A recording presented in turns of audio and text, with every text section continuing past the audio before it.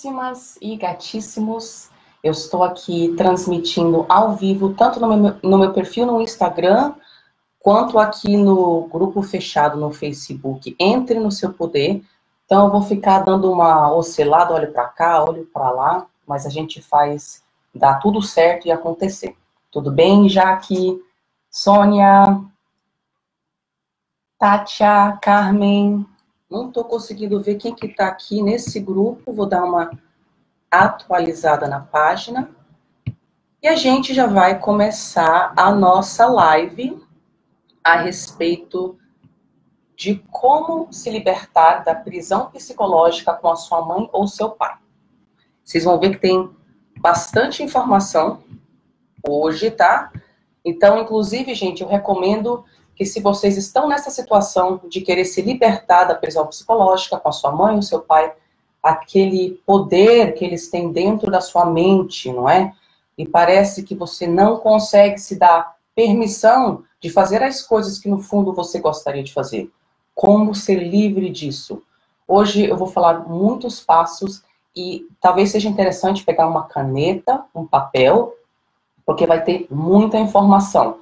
Vou tentar manter o mais curto possível, mas vai ter bastante informação aí, tá bom? Então, vamos lá pegar sua caneta, seu papel, que a gente vai começar. Cadê, gente? Eu tô abrindo aqui essa outra aba, senão não consigo ver as perguntas de vocês. Vamos lá, Facebook, vai me ajudar? Tá difícil. Aí sim. O pessoal do grupo Entre no Seu Poder, falem um oizinho aí, tudo bem? Helena, Aline, Tamara. Tá bom, minhas lindas, meus lindos. Me falem se o som tá tudo bem, que a gente vai começar. Caneta e papel em mãos. Bom,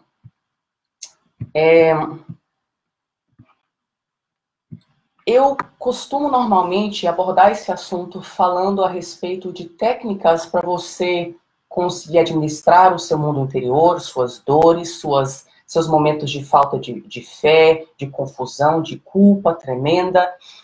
E eu foco mais nessas ferramentas do que na minha história pessoal, apesar de que eu trago algumas questões quando eu acho que é relevante.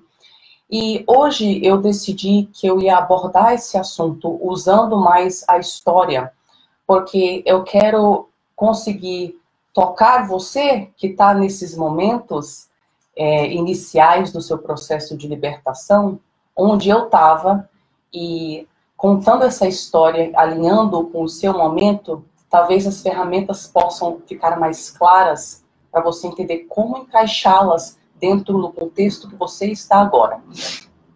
Então, bora lá. Tá. Gatona, essa live vai ficar no grupo, tá? Essa live vai ficar aqui, então pode assistir quando precisar, tá bom, gatíssima? Aline? Ah, que bom, tá rolando, gente, os comentários. Aê, Alessandra. Caneta e papel. Helena, Heloísa, Tiago. Gente, caneta e papel. Tô falando que vai ter informação. Então, tá todo mundo pronto? Aline louca atrás de uma caneta aqui. Bora lá. Então, eu vou começar a história pelo início. O início que talvez vocês se identifiquem também. Quando eu era criança, minha mãe era uma deusa. Ela era o próprio Deus. Eu só senti amor para ela, com relação a ela. Mas, no fundo, eu acho que a gente sempre suspeita que alguma coisa está errada. Então, apesar de eu ter essa adoração natural pela minha mãe, eu sempre sentia que tinha alguma coisa que aqui eu vou chamar de esquisita, né? Uma coisa esquisita. Mas até aí, não era um problema para mim.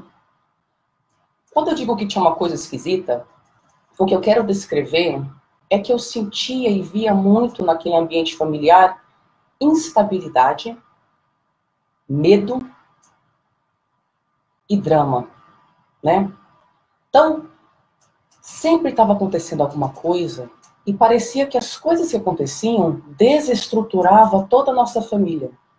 E às vezes as respostas àquelas coisas eram respostas que eram tão intensas que duravam uma semana ou mais, e eu nunca entendia a proporção das respostas emocionais e das decisões tomadas dentro da minha família em comparação ao que tinha acontecido. Então eu sentia muito medo, eu pisava em ovos. Eu ficava o dia inteiro no meu quarto desenhando, porque eu sou artista mesmo, no fundo, e eu fico lá no meu mundo, ficava lá no meu mundo, né? E me expressava dessa forma. Então, eram essas coisas que me marcaram na minha infância, um constante pisar em ovos para não desencadear essas respostas que deixava todo mundo com medo, né? E parece que sempre tinha drama e drama e drama. Sempre quando começava a ficar pacífico o negócio, daqui a pouco acontecia uma outra coisa. Eu lembro que quando eu entrei na adolescência, eu percebi já naquela idade que a imagem que a minha mãe tinha me contado sobre como a vida era, quem eu era e quem ela era, não era compatível com a realidade.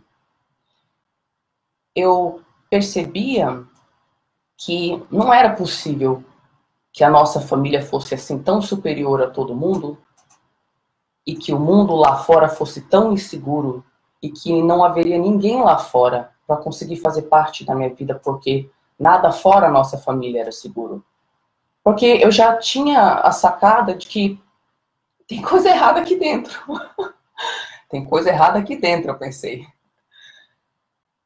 E aí eu já comecei num processo de muita raiva contra minha mãe. Não conseguia descrever do jeito que eu estou descrevendo agora, mas eu passei minha adolescência sentindo uma raiva, uma fúria avassaladora e um tremendo sentimento de culpa por não conseguir controlar essa raiva. Por que eu não conseguia tratar minha mãe melhor? Por que eu não conseguia ser uma boa filha? Naturalmente, a partir da adolescência, eu fui esvaziando as conversas e os contatos que eu tinha com minha mãe. Sem perceber, eu fui fazendo o método da pedra cinza. Que é quando você saca que a outra pessoa ou vai usar o que você conta contra você, ou seja, os momentos que ela demonstra empatia, que eles demonstravam empatia, eles não tinham interesse em você, às vezes. Era para pegar a informação e, assim que pudesse, usar contra você. Eu fui percebendo que não tinha nenhuma vida no olho da minha mãe quando eu contava coisas que eram importantes para mim. Eu sacava que nesse momento eu ficava absolutamente invisível. E caso eu confirmasse algo que ela gostasse, aí ela se preenchia de vida. Então eu não conseguia mais acessar a vida dentro da minha mãe. A partir da adolescência eu fui invisível mesmo. E revezamentos nos papéis entre eu e minhas irmãs, de invisível, bode expiatório e criança dourada. Tudo de acordo com o humor da minha mãe. Em muito pouco tempo, já não restava mais nenhuma relação.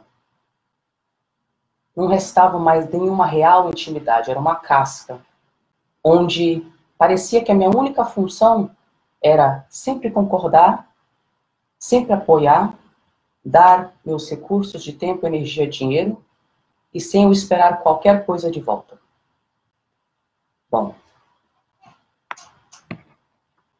Então, e aqui, caneta e papel, contextualizei, vou começar a falar dos passos, e claro, não necessariamente nessa sequência, mas eu gostaria que vocês perguntassem onde que você está agora, né?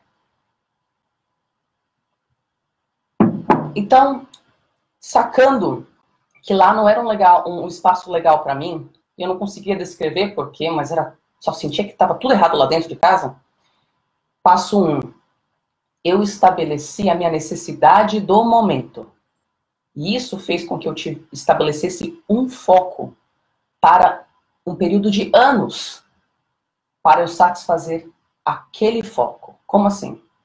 Com 15 anos de idade eu decidi, eu tenho que me estruturar para sair daqui e nunca mais voltar. Eu consegui fazer isso tendo um foco unilateral, um foco bitolado mesmo, durante 6 anos. Comecei a dar umas aulas de inglês, meus alunos vinham dentro da minha casa, porque eu tinha uma ansiedade social absurda, depois isso me ajudou a me fortalecer, ir para a casa dos alunos, aí quando eu me senti mais fortalecida, eu fui entrar numa escola de inglês, comecei a ganhar um pouco mais de dinheiro, esse processo demorou 6 anos. Então, a primeira coisa é, eu sei que tem muita coisa errada, você provavelmente tem questão de saúde mental, às vezes você tem questão de saúde física, você tem questões financeiras, você pode ter filhos, pode estar morando com a sua mãe, com seu pai, com traços narcisistas patológicos. Não falamos tanto do transtorno de personalidade, porque ninguém pode diagnosticar ninguém, mas a gente pode falar dos que têm traços narcisistas patológicos. Então, dentro do seu contexto, a primeira pergunta é, qual é o foco de agora? Tem que fazer a primeira coisa que frequentemente está relacionada à sua sobrevivência básica. Então, onde você está? Ok? Essa é a primeira coisa que eu gostaria que você focasse. Eu preciso ganhar dinheiro para sair daqui. Eu preciso fazer um tratamento para sair da depressão. Eu preciso criar bordas para proteger meus filhos contra os atos da minha mãe e do meu pai. Estabeleça um foco. Continuando na história. Uns anos depois, saí de casa com 21 anos de idade, fui para outro estado. Mãe, olha só, arranjei um trabalho em outro estado. Pois é, parece que eu vou ter que ir embora. Não, filha, a gente mora juntas em São Paulo, não? Não. Aí, uns anos depois, eu me interessei por um homem que, olha só, no fundo, eu sabia que ele também era, como eu sentia na infância, o tal do esquisito. Mas eu senti uma atração por ele, um perigo, um tesão. Descobri mais tarde que negligência na infância e abuso na infância pode fazer com que você sinta tesão por pessoas indisponíveis, abusivos, negligentes. Mas isso é outra live. Enfim, graças a Deus, foi uma coisa muito curta, era em outro país, eu voltei para o Brasil, consegui cortar contato, mas na minha cabeça estava um omelete. Eu não sabia mais quem eu era, o que fazia sentido, o que não fazia sentido, qual era o meu nome, o que eu queria, o que era norte, o que era sul. Eu parecia que eu não tinha mais uma personalidade. Estava tudo muito confuso e eu me sentia fragmentada em 1000 pedaços. Eu pensei, não é possível. Aí eu fui na internet, sendo a boa nerd que eu sou, e eu comecei a descrever as atitudes daquele rapaz, para ver se eu achava alguma informação sobre isso. Colocava lá, arrogância, explora os outros, senso de ser o melhor do mundo, né? Não falava a palavra grandiosidade na época, mas, falta de empatia, usa as pessoas, né? Inveja crônica dos outros. E aí eu fui achando um negócio sobre um tal de transtorno de personalidade narcisista, e conforme fui fazendo essa pesquisa, só me vinha minha mãe. Caramba! E eu lia lá uma coisinha sobre esse transtorno, e eu lembrava de várias histórias. Várias histórias. Então, esse é o passo 2, gente. Eduque-se. Estude para enxergar a realidade tal qual ela é. Se você cresceu num ambiente onde tem um narcisista patológico, você viveu numa nuvem de mentiras, distorções da realidade e gaslighting, onde certas coisas eram repetidas, coisas que eram mentirosas, que não eram reais, mas por serem repetidas tantas vezes, você acabava acreditando que aquilo era real.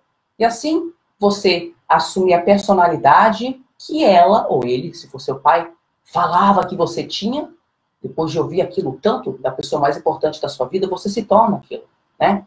Assim, você abriu mão de sonhos que eram seus, porque de tanta repetição ou humilhação por expressar aqueles sonhos, né? Ou de tanta repetição de invalidações, você se convenceu de que você não tinha capacidade, que aquilo não era para você, enfim.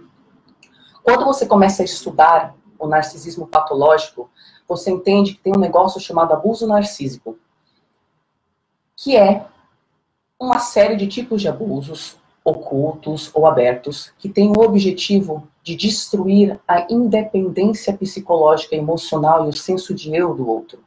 E é por isso que você tem tantas sequelas que você não consegue dar nome. É a perda desse eu, do contato entre você e todas as suas partes, que você foi deixando para trás.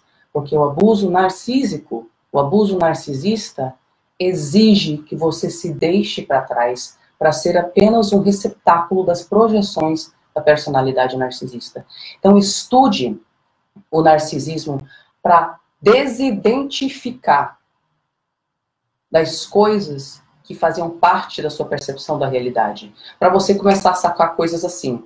Quando a sua mãe ou seu pai fala, você é egoísta, na verdade, você sabe que você estudou, narcisistas projetam suas características em cima dos outros, acusando-os de ser o que eles são. Então você já consegue ter uma distância psicológica. Ó, estamos falando da libertação psicológica. O estudo traz isso. Você já saca. Ela não está falando de mim. Ela está falando dela mesma. Né? Você já sabe que quando um narcisista ou uma narcisista entra em contato com sentimentos pesados como a vergonha, a tristeza, a solidão, a vulnerabilidade, pode desencadear um surto de fúria, porque não tendo regulação emocional, narcisistas só sabem fazer uma coisa com a sua dor: abusar do outro para que ele sinta o que o narcisista sente. Então, quando sua mãe, quando seu pai percebe que ou se sente criticado, ou exposto, ou comete um erro, e aí entra em contato com aquela vergonha, e surta, e vira o jogo, e humilha você, e debocha de você, e faz isso na frente dos outros, uma parte de você consegue tomar um passo atrás e falar, eu estudei sobre isso. Essa personalidade narcisista está jogando a sua vergonha em cima de mim. Por isso que ela quer que eu passe vergonha na frente dos outros, porque ela não sabe o que fazer com as emoções. Então estude, esse é o passo 2, para você entender que aquilo que estava acontecendo a sua vida inteira não tem nada a ver com você. Tá bom? Agora, continuando. Estudando, ó, aqui é o passo 3. Eu defini para mim um processo que eu chamo de processo de tira-teima. O processo de tira-teima é quando você não tem certeza como que você vai administrar todas essas informações. Ah, esse negócio de cortar contato parece meio pesado, né? Não é possível. A gente resiste a essa informação, porque até parte do processo de luto envolvido com essa questão é a fase da barganha, onde você tenta achar formas de continuar convivendo com sua mãe ou com seu pai. Então, nesse processo, eu bolei o tal do processo do tira-teima, que funcionava assim. Bom, a minha disponibilidade emocional para lidar com este assunto vai se esgotar, porque eu estou adoecendo. Mas eu tenho tanta culpa que eu preciso ter certeza do que eu estou fazendo. Então, eu decidi que eu ia fazer certas coisas para testar se eu melhorasse enquanto filha, se isso tinha algum impacto, se tinha alguma melhoria na nossa relação. E eu saquei que esse processo de tira-teima teria um fim, porque eu ia fazer meus testes para ver o quanto que tinha possibilidade de melhoria na relação, e eu chegando à conclusão de que não tinha, eu sabia que eu ia ter que diminuir contato. Na época eu não pensava ainda em cortar contato, mas foi apontando para isso. Então, me permitir, durante o processo de tira-teima, dar presentes para ela, para ver se ela ficava pelo menos infeliz. Eu tentava ser a psicóloga dentro do que era emocionalmente sustentável para mim, porque eu passava muito mal só de ver que ela mandava uma mensagem. E sacando a dinâmica entre o quanto eu aturava aquilo emocionalmente e o quanto ela não respondia positivamente a nada que eu fazia, eu propus uma última etapa do processo de tira-teima. E o ponto aqui para você é até aonde você atura o que você está passando. E o que você está disposta a fazer no seu processo de tira-teima para lidar com a sua culpa, ter a consciência limpa de que você fez sua parte. E agora você tem que se dar permissão de fazer o que é certo para você. Este é o objetivo do processo de Tira-Teima. Lidar com emoção de culpa, de vergonha, de incerteza, de terror, para você justificar dentro de si a tomada de decisões importantes e difíceis. No meu último gesto desse processo de Tira-Teima, e eu já tinha conversado comigo mesma antes, se isso não funcionar, para dar um dia de felicidade para essa mulher, aí eu me dou liberdade de fazer o que faz sentido. E claro que depois daquele ato lá, aquele gesto, eu testemunhei a resposta mais abusiva que eu tinha testemunhado em muitos anos. Caramba, o meu amor é interpretado como um ataque. Não tem como ganhar. Não tem como ganhar. Aí, olha só. O meu estado psicológico nesse momento, nesses períodos aí, eram pensamentos obsessivos catastróficos. Viam imagens de coisas terríveis acontecendo na minha mente o tempo inteiro. Era um estado ansioso, parecia que tinha uma guerra dentro da minha cabeça. Eu tinha taquicardia, terror e falta de ar. Só de ouvir a voz dela, ou de saber que se eu passasse perto dela na casa, talvez ela fosse querer falar comigo. Né? Às vezes, quando eu visitava ela, já não morava com ela nessa época. Então, depois desse último passo do processo de Tira-Teima catastrófico, aqui está o próximo passo. Eu já estava me fortalecendo junto a pessoas que eu achei na internet, em fóruns a respeito deste assunto. E no momento que eu decidi, sim, cortar contato com a minha mãe, eu estava na China, estava lá para estudar mandarim. E como eu me abrir para a possibilidade de realmente cortar contato com ela, eu fiquei uma semana refletindo sobre isso, aqui eu tive um apoio do universo. E eu quero que você também, independente da sua religião, eu não sigo nenhuma religião e eu nunca segui nenhuma religião, tá bom? Que você entenda que parte do processo de cura e de resgate do eu é também você resgatar o seu relacionamento com a vida, no sentido de acreditar que ela vem te apoiar e que mesmo as coisas que parecem dolorosas têm uma função de cura, se você reinterpretar elas dessa forma. Então, nesse momento, a vida veio me apoiar. E lá, na China, olha que loucura. Uma das pessoas com quem eu ia compartilhar um apartamento estudantil era uma psicóloga especialista em transtorno de personalidade narcisista. E com o apoio dela e de outras pessoas nos fóruns na internet, eu tive força, porque sozinha eu não teria. Eu emprestei a força dos outros para eu conseguir cortar contato. Então, esse passo tem a ver com você buscar pessoas que validem você, que entendem o que você está passando. Não são as pessoas que têm medo de peitar a narcisista ou narcisista. Não são as pessoas da sua família que não estão prontas para enxergar isso. Não são pessoas de fora que não passaram por isso e acham que você está exagerando, tá? E também não são pessoas que só vão ficar reclamando com você a respeito da mãe ou do pai. Isso não é cura não, gente. Tem um momento que a gente precisa vomitar o que a gente passou, mas com o sentido de entender aquilo, para processar. Não fique no estado identificado de ela me destruiu, vou ficar por aqui reclamando todos os dias nos grupos, entendeu? As pessoas que você quer buscar são as pessoas que estão em busca de cura, que estão querendo se responsabilizar. Então esse passo é essencial. Se você cresceu com olhares em cima de você que eram invalidadores, julgadores, que não eram acolhedores e amorosos, agora você vai curar essa parte buscando ativamente apoio de pessoas que enxerguem você, não tenham julgamentos, escutem você e possam acolher a sua dor, a sua história.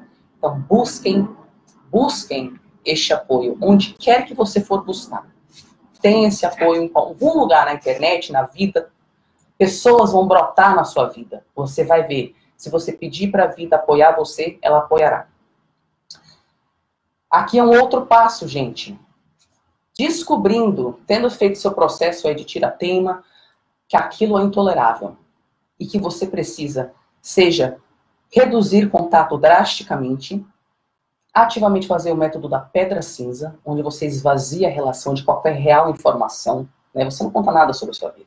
Você passa o mínimo de tempo possível. Quando vem as cutucadas, você não responde, porque você sabe que é narcisista, ou narcisista quer uma resposta sua, né? Você deixa de ser o suprimento narcisista que eles precisam, se tornando tão interessante quanto uma pedra. Ou então, se você decidir que o passo a ser tomado é cortar contato, então em todos esses casos você precisa fazer um plano de ação.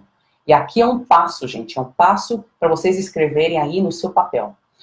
Crie um plano de ação, de preferência junto a pessoas que já estão do outro lado da margem, pessoas, filhas e filhos de mães e pais com narcisismo patológico, que já cortaram contato, fizeram um trabalho interno, porque cortar contato só não vai sarar as sequelas, não vai, tá bom? Psicólogos, terapeutas, coaches, que tiverem informação relevante sobre esse assunto, que puderem ajudar você. E esse plano de ação tem que envolver algumas coisas, para que você lide de forma realista com a narcisista patológica, né? Primeiro, reconheça a sua vulnerabilidade. Como assim? Gente, quando a gente decide que a gente precisa de distância psicológica da mãe ou do pai narcisista patológico, o que a gente, na verdade, está decidindo é que a gente quer resgatar o nosso eu. A gente quer descobrir quem que a gente é, o que a gente está a fim de viver. Caramba, o que é importante para mim? Eu não sei quem eu sou, como viver essa vida, eu não sei nem o que é interessante para mim, ou se tem algo interessante para mim nessa vida. Tá difícil, nesse ambiente sufocante, perceber essas coisas. Então, isso significa que ao sair deste contato com a sua mãe, com o seu pai, você não tem um ego muito forte ainda. Você tem que reconhecer que você está frágil. Porque para pensar. Se eu não tivesse reconhecido a minha fragilidade ao cortar contato, e ela ligando para mim, mandando mensagem, mandando e-mail, surtando, tentando restabelecer contato, se eu não soubesse que se eu entrasse em contato com ela, ou sequer olhasse uma das mensagens, não ia ter força de resistir. Ela estava mais forte do que eu naquela época. Reconheça isso. Não banque a fortuna e administre o quanto você vai olhar as mensagens. Não olha nada.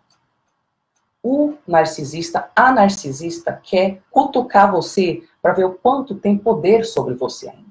Se você está fraco, reconheça, empreste a força, a coragem de outras pessoas na sua nova rede de apoio que você está criando. Ah, Thalia, eu tenho questões sociais, não consigo criar uma rede de apoio. Então a vida está falando para você começar a curar essas questões sociais criando uma rede de apoio. Ah, Thalia, mas é difícil. Nenhuma parte desse processo, particularmente no início, vai ser totalmente vazia de dor. Vai ter dor sim. Vai ter dor sim. Mas você vai dar conta. E essa é a surpresa legal no final, tá bom? Então, o plano de ação tem a ver com você reconhecer a sua vulnerabilidade, como você fazer uma lista do que a outra pessoa, a mãe, seu pai, vai fazer para tentar sugar você de volta para a relação. Pense, quais são as táticas que ela usa, que ele usa? Ah, ele me aterroriza, ele faz bullying comigo. Ah, ela usa os primos para espalhar mentiras a meu respeito, ela sabe que eu fico pé da vida. Ah, ela vai mandar mensagens como se nada tivesse acontecido, bem a cara dela, fazer um escândalo gigantesco, depois fingir que nada aconteceu. Enfim, de acordo com o que você sabe, não é? Com o que você conhece, crie uma lista dos comportamentos que você já sabe que você vai ter que lidar. Ok, o seu plano de ação. Você reconhece sua vulnerabilidade, estabelece que você não vai entrar em contato, não vai responder, e caso seja o método da pedra cinza ou de baixo contato, né, contato reduzido, você tem que definir previamente o quanto você vai estar disponível às cutucadas. Como que você vai responder? Esse plano de ação também envolve você ter uma lista dos comportamentos que ela ou ele vai ter, e o resto da família, às vezes também, os flying monkeys, por exemplo, né? E a terceira parte desse plano de ação tem a ver com você se preparar psicologicamente para situações potencialmente terríveis que podem acontecer. Porque se você não se preparar para essas situações na mente, pode ser que elas causem tanto medo que você deixe Você deixa de tomar os passos de reduzir contato, de estabelecer limites saudáveis. Por exemplo, antes de cortar contato, eu fechei os olhos e eu imaginei como seria se ela morresse. Eu imaginei, imagina se eu fico anos criando a minha vida, porque eu já sabia que eu não estava só cortando contato para cortar contato. Estava cortando contato para viver, né? Eu pensei, se eu levar esse negócio a sério, tiver o propósito, como eu disse no primeiro passo, ter um foco, de viver a minha vida de uma forma que faça tanto sentido para mim, que eu acorde de manhã realizada, feliz, não com terror da vida, né? E ela morrer nesses anos, como que eu vou me sentir? Aí eu fechava o olho, eu me imaginava me dedicando à minha cura, fazendo aquilo de uma forma consistente e ela morrendo. Eu imaginava no funeral, eu imaginava tudo. E eu sacava que, não, eu continuo alinhado com a minha decisão. Porque continua sendo sustentável. Eu imaginava o que eu faria se ela tivesse um grande problema, né? Ah, olha só, teve uma catástrofe na minha vida. Filha ou filho, parece que você vai ter que vir cuidar de mim, me salvar. Né? Aquele mesmo gatilho. Suga você de volta. Você não pode me abandonar. Você tem que cuidar de mim. Veja bem, você é um filho ingrato, blá, blá, blá, blá, blá, blá. E aí fechava os olhos. Eu imaginava a casa dela queimando, ela perdendo tudo. Imaginava alguma cena. E eu imaginava o que eu faria nessa situação e se faria sentido para mim continuar sem contato. Aí eu pensava em tudo que eu tinha estudado, tudo que eu tinha observado e como isso era uma tática de manipulação. E que eu nunca ia me libertar se eu fosse sempre a cuidadora dela. Aí eu cheguei a uma paz interna. Tô de boa com ela ter alguma catástrofe e eu não aparecer. A não ser que seja uma situação real, né? Tipo, que eu ia avaliar com as minhas irmãs. Eu tinha conversado com as minhas irmãs sobre isso.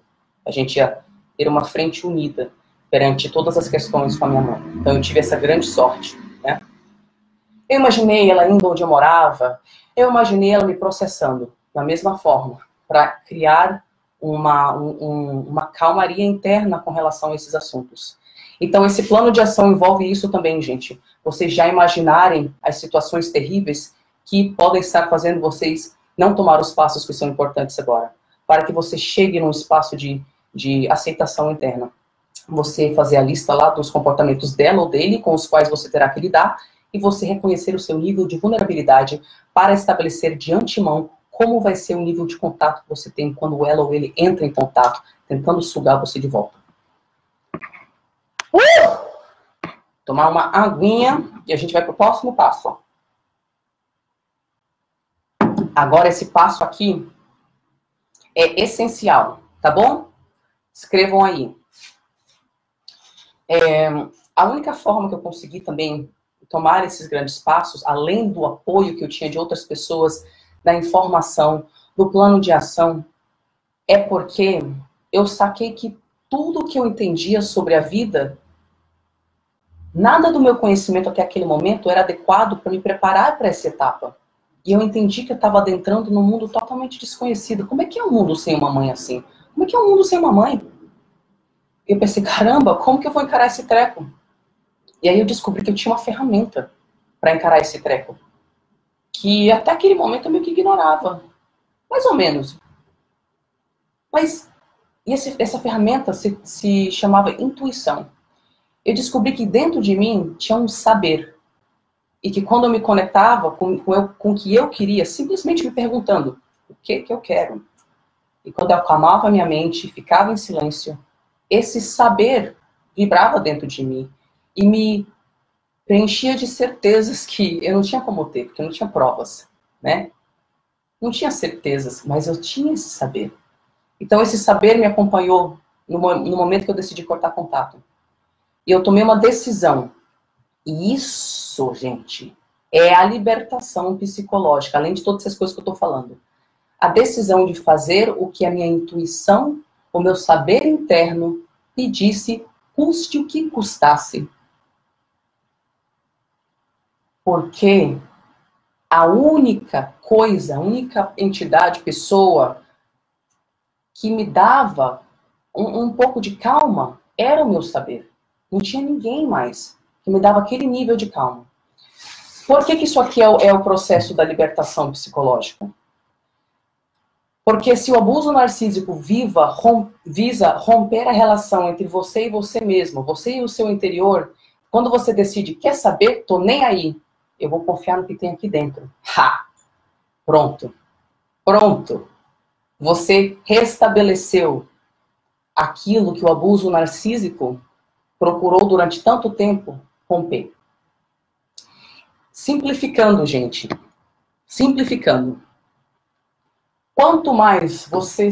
O processo da libertação psicológica é extremamente simples, mas ele é extremamente difícil. Ele é simples porque ele envolve unicamente se conectar com o seu saber para lidar com o desafio que está na sua frente e obedecer o seu saber. É que isso dá medo, culpa, não é? A gente desanima, se sabota, mas é matemático.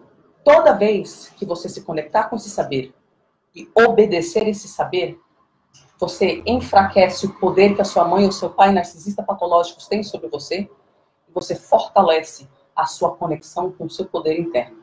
Esse poder não tem fim, porque ele está conectado seja lá com o quê. Sei lá de onde que vem esse saber, essa sabedoria toda aí. Mas te garanto que é maior do que sua mãe ou seu pai narcisista. Maior do que seus medos, suas sequelas. Tá bom? Então, cadê seu saber? O que ele te fala? Dentro do possível, dentro do seu 1% ao dia, vá obedecendo esse saber. Do jeito que você tem coragem de fazer. Sacando que vai sempre dar muito medo. Mas que, com o treino, 1 hora, você vai se guiar por esse saber. E vai ser natural. E todo mundo vai sentir que você tem um poder diferente, que vem de dentro para fora. Porque você não se preocupa mais com a opinião, não é só da sua mãe ou do seu pai, mas com a opinião de nenhuma pessoa que não te ama. Por que você vai prestar atenção na opinião de gente que nem te ama? Você já aprendeu a se nutrir de gente nutritiva. Você se dá coisas boas. O seu saber fala para você fazer isso. Você obedece ele. Tem mais umas coisinhas, gente. Aí a gente vai finalizar a live. Vou dar uma olhadinha nas suas perguntas. Tá? Caneta e papel aí. Tem mais uns passinhos. Tendo tomado a decisão de cortar contato com o meu plano de ação, de confiar no meu saber, custe o que custasse, porque nenhuma das ferramentas que eu tinha, fora o meu saber, minha intuição, poderia lidar com o tamanho daquela questão. Então eu adentrei dentro do mundo do desconhecido. Eu aceitei a aventura, gente. Não tenho certeza de nada. Se você quer certezas, você não sacou a natureza do processo. A natureza do processo é adentrar na incerteza, aceitando isso. Como, Thali? Sabendo que mesmo você não tendo certezas, passo a passo você vai ter um saber. E que apenas se guiando por esse saber, momento a momento, você vai construindo uma nova vida, onde as pessoas são saudáveis, a sua escolha da carreira é saudável, o que você faz no seu tempo livre é saudável, porque o que você fala dentro de si, para si mesma, finalmente é saudável. Então, tendo decidido fazer tudo isso, eu passei pelo meu processo de luto. Isso é um passo, gente, escrevam aí. Queimem a ponte emocional com a sua mãe, com o seu pai. O processo de luto é como se ela morresse mesmo. Como se ele morresse mesmo. Isso significa, você não tem que fazer nenhum ritual necessariamente, não é nada disso não, isso que ajude você. Mas, basicamente, você observa onde que você ainda costumava esperar algo deles. E você deixa de esperar. Eu ainda tinha a expectativa de que eles pagassem meu cartão de crédito naqueles meses que eu era muito compulsiva, sabe? Pois é. Enquanto eles estiverem fazendo esse favor para você, você vai ter... Você vai ser submissa deles. Simples assim. Simples assim. Às vezes, quando eu me sentia só, eu ia lá e falava com a minha mãe. Tá certo que ela só me julgava, mas eu não tenho vida social. Eu tenho medo de não ter isso. Pois é. Então a vida tá falando para você... criar uma rede de apoio, porque se você voltar para isso, não tem libertação. Então, observe todas as formas que você precisava do amor dela, da validação dela, e aceite que você não vai ter. Chore, sinta raiva, faça terapia, venha fazer o workshop Entre no Seu Poder, ele é excelente para esse momento de loucura e de luto, para você entender o que fazer com toda essa dor. Vá atualizando o seu nível de expectativa com relação ao que você vai e não vai receber. e queime a sua ponte. E se a ponte para lá está queimada e todas essas necessidades ficam aí abertas, você tem que construir novas pontes. Porque eu repito, só cortar contato, reduzir contato, fazer pedra cinza não vai curar as sequelas psicológicas. As sequelas psicológicas se curam numa mistura de reprogramar a forma que você fala consigo mesma. Isso você pode conseguir fazer com a ajuda de um bom psicólogo que tenha conhecimento, tá bom? Com um complemento excelente como o workshop Entre no Seu Poder, que é para isso, algum outro programa, terapia cognitivo, comportamental, enfim, o que você se identifica? Mas o processo é monitorar seus pensamentos momento a momento, né?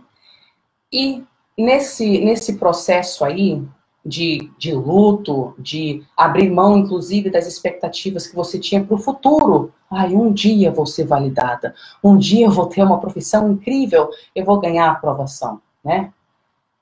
Aí, a gente faz o quê? A gente passa para sobreviver às incertezas dessa nova etapa, a gente passa a enxergar a vida, isso é um passo, gente. Isso pode parecer loucura, mas vocês vão sacar. A gente começa a enxergar a vida como um jogo.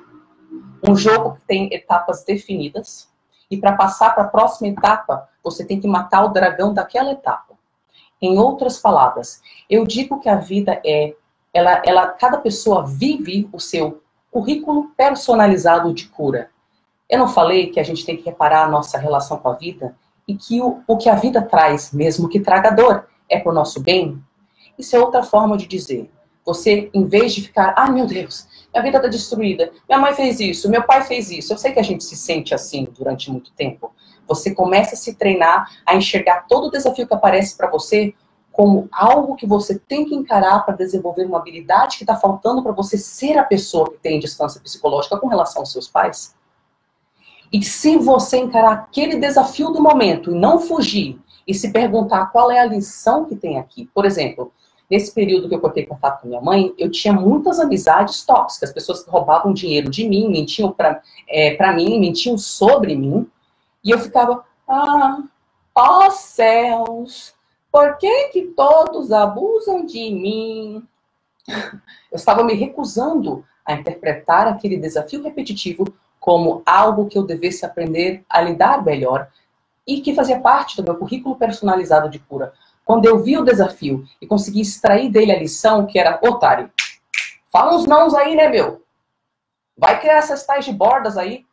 Quando eu me dediquei a falar não, a estabelecer limites com pessoas, todas as pessoas, né? Aí, as situações naquele nível de abuso pararam de ocorrer. Então, isso que eu quero falar interprete tudo que acontece como seu currículo personalizado de cura. Senão só parece que tudo é desafio e dor. Não é. O desafio é a ponte para a habilidade que está faltando em você e que está gerando essa dor. Próximo.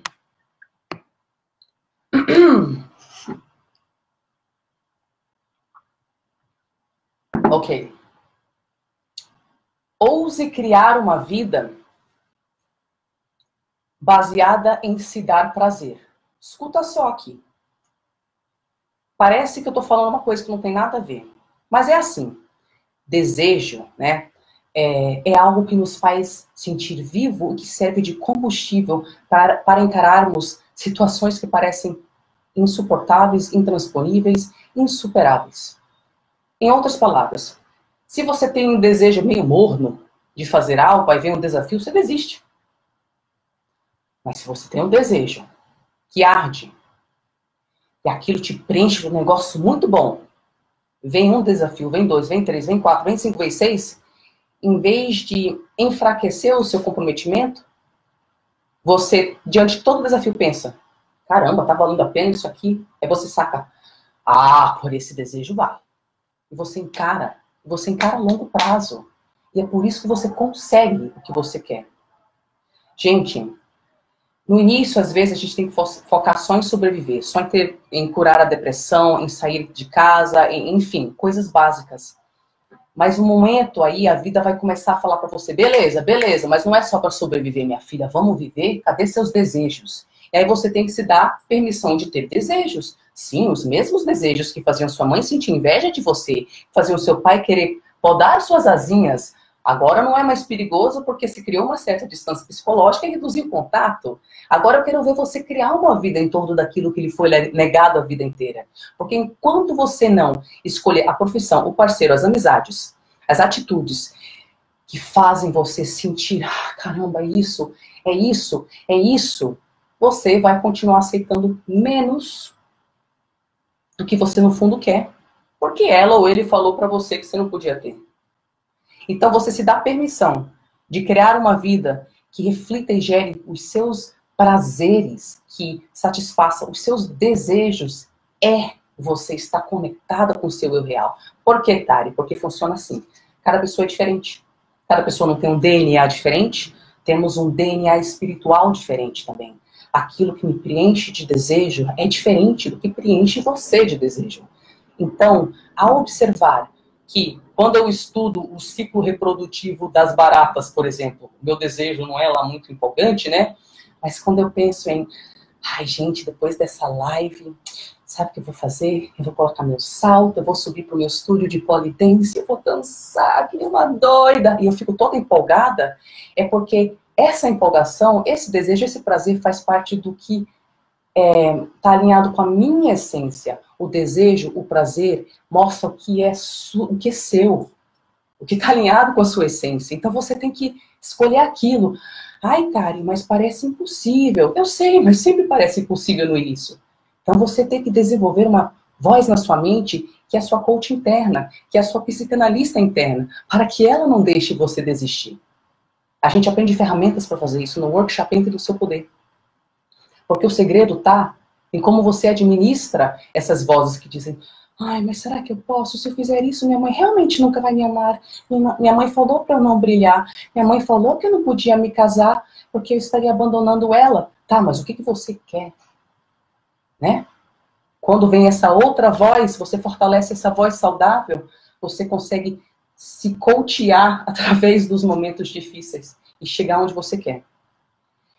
E aí, gente, o último passo, tá bom? Aí eu vou dar uma olhadinha breve aí nos comentários, porque eu tenho um compromisso depois. E aí a gente fecha aqui. O último passo, e aqui é importante, gente, para vocês, 100% de vocês quase, que sofrem de ansiedade, que acham, pô, Tari, mas eu tô aqui vivendo minha vida dessa forma limitada, tendo crenças distorcidas a respeito de mim há 50 anos. E eu já estudei esse treco de narcisismo, eu sigo o seu canal. Caramba, se eu tenho a compreensão intelectual de como a cura deveria ser, por que de acho que eu não tô curada? Gente, quer administrar essa ansiedade? Cura é a decisão de viver a partir do seu saber interno, custe o que custar, escolhendo o desejo, que é a confirmação de que aquela escolha é alinhada com a sua essência. Porque assim você vive o seu DNA espiritual individual. Você vive o que seu self, o que seu eu real quer que você viva. Porque é simples. Enquanto você não vive aquilo, você não vai estar feliz ou ter saúde mental. Isso é pro resto da vida. Não tem isso de, eu vou me curar, aí eu vou chegar em algum lugar e vai estar tudo bem. Não. Cura é aceitar, descobrir de que forma agora você pode identificar o seu desejo. E agora ir dando passos em direção a ele. Dentro do que você tem de coragem e habilidade. E essa coragem e habilidade vão crescendo se você encarar o seu currículo personalizado de cura sempre no agora. Ok, gatinhas e gatinhos. Essa é a última parte que eu queria conversar com vocês. Eu vou dar uma olhada nos seus comentários, brevemente, antes de ir embora. Se você se identificou com essa live, ela vai estar disponível aqui na live, né, no Instagram e no grupo, aqui no Instagram, durante 24 horas. Marque suas amigas, falem para elas viver, tá? Para vocês, falem para o pessoal vir no grupo, para ver essa live. Se você se identificou com esse trabalho, você está pronta para escolher viver de acordo com o seu eu real, hoje abriu o carrinho do workshop Entre no Seu Poder, que é um programa inteiramente online, que apoia, valida, educa, acolhe filhas e filhos de mães e pais com traços narcisistas patológicos. Entenda mais clicando no link na minha biografia ou na descrição deste vídeo, dessa live aqui. Você já pode fazer parte do workshop a partir de hoje, mas a gente começa oficialmente a turma no dia 16 de março. Se você tiver dúvidas sobre o workshop, tá? Me mande uma mensagem que eu ou uma das minhas assistentes vai responder. Tem desconto por transferência bancária, tem possibilidade de parcelar em 12 vezes. Então, se você sentir um chamado e sente que está alinhado, que esse passo que o seu saber está falando para você investir, então venha fazer parte, tá bom? Vou ver suas perguntas. Eita, gente, é muita pergunta. Caramba. Que arraso, gente. Vocês arrasam, viu? Vamos lá.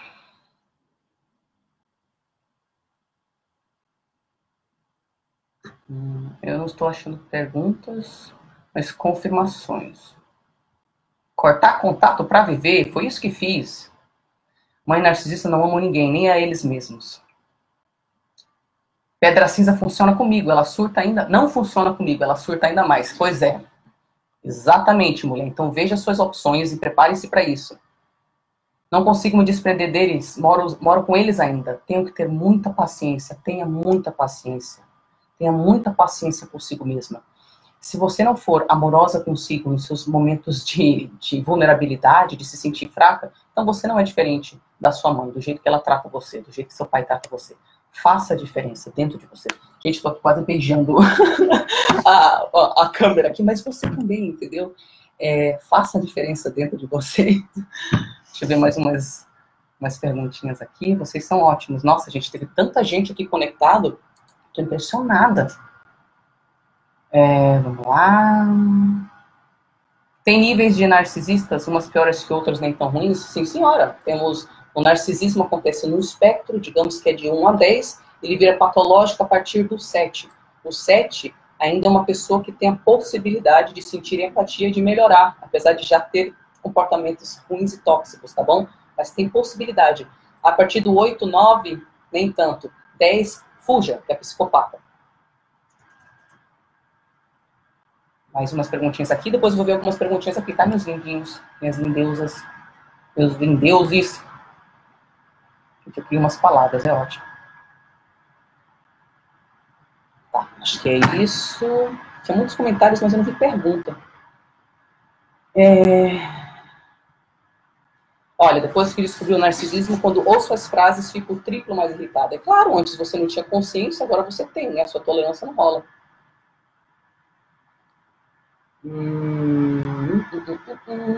Tássia, gostosenta, sua lindeusa, como é que você tá? Tássia é uma das antigas, meu Deus do céu, essa mulher estava aí no grupo desde os primórdios, né, Tássia?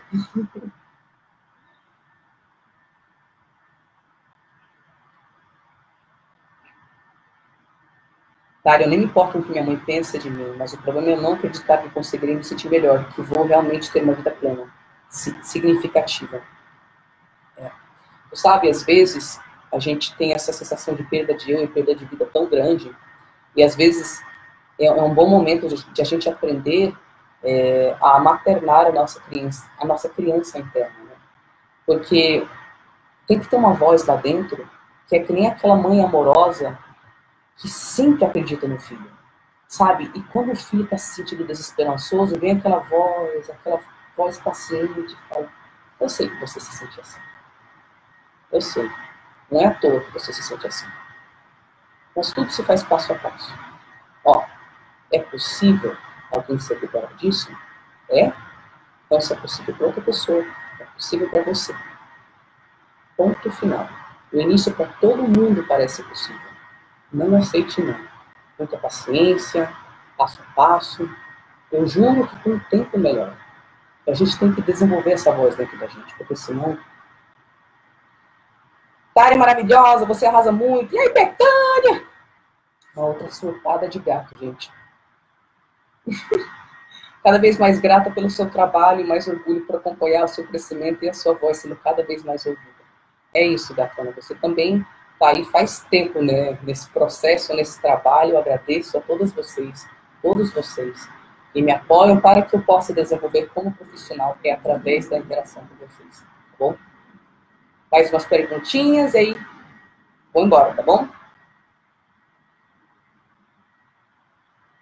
Quando a gente se liberta da mãe narcisista patológica, lembrando que o narcisismo acontece no espectro, que todas nós temos traços narcisistas, que ninguém pode diagnosticar ninguém, então não foque no diagnóstico, né? Eu não sou psicóloga, sou psicanalista, foque sim em descobrir seu eu real e falar e fazer o que ele manda para você.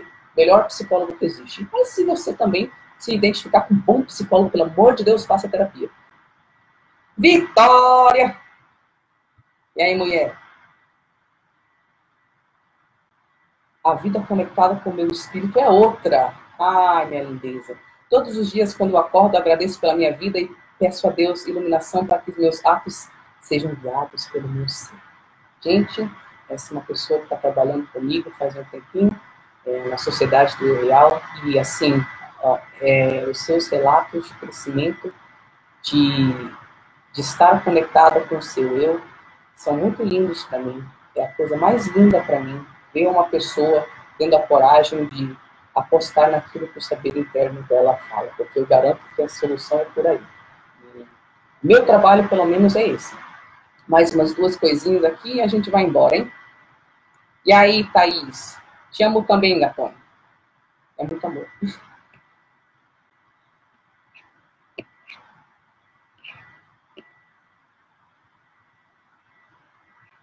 Tá bom, meus amores. Então é isso. Um beijinho para vocês. Compartilhem, compartilhem, compartilhem. Venha fazer parte do workshop. Tá, eu quero fazer parte do workshop, mas não sei como, XYZ. E fale quais são os seus obstáculos, qual é o X, qual é o Y, qual é o Z, para a gente ver o que a gente faz. Tá bom? Um beijo para vocês. Um beijo para vocês. Agora eu vou libertar meus vários gatos que eu prendi no outro quarto, para eles não falarem miau 10 mil vezes durante a live.